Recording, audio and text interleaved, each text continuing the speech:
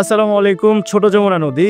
নদীতে একসময় কিন্তু পালতোলা নৌকা চলতো এবং আশেপাশে যে বিবাহগুলো হতো এক স্থান থেকে অন্য স্থানে কিন্তু পালতোলা নৌকার মাধ্যমে আসলে লোকজন যাতায়াত করতো কিংবা কয়েক বছর আগে আমি ছোটবেলায় দেখেছি যে এক স্থান থেকে অন্য স্থানে কিন্তু মানুষ ওই যে যেগুলো বর্তমানে বালু আসলে এক স্থান থেকে অন্য স্থানে নিয়ে যাচ্ছে সেই নৌকাগুলো কিন্তু এখন আমরা সচরাচর চোখে দেখি না যদিও সেটা কিন্তু প্রচলন ছিল। তো আজকে আমরা ছোট যমুনা নদীর তীরে আসছি।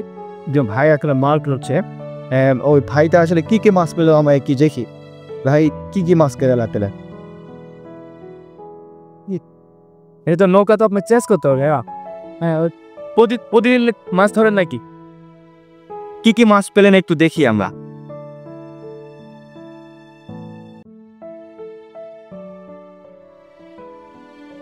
আচ্ছা, তো এখানে কিন্তু একটা ব্যাম মাছ রয়েছে। ব্যাম মাছ যেটা আঞ্চলিক ভাষায় আমাদের ব্যাম মাছ বলে, সেই মাছ কিন্তু এখানে রয়েছে। আমরা যদি অনেক ভিতরেই রয়েছে মাছটা, কিন্তু আমরা কিন্তু দেখতে পাবো না। ভাই মাছটা একটু দেখানো যাবে? ওইখানে একটু ওই যে ইয়া দিয়ে একটু দেখানো যাবে? কিন্তু ধরেন দেখি।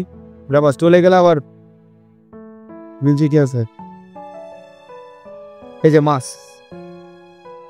থ্যাংক ইউ আপনাকে। একটা পাইছেন নাকি? না, একটা পাইছেন, একটা বিক্রি করবেন না? ভাই আরো জাল উঠাও, জাল উঠাবেন আমার কর। আচ্ছা, আমরা আমরা নেমে যাচ্ছি আসলে।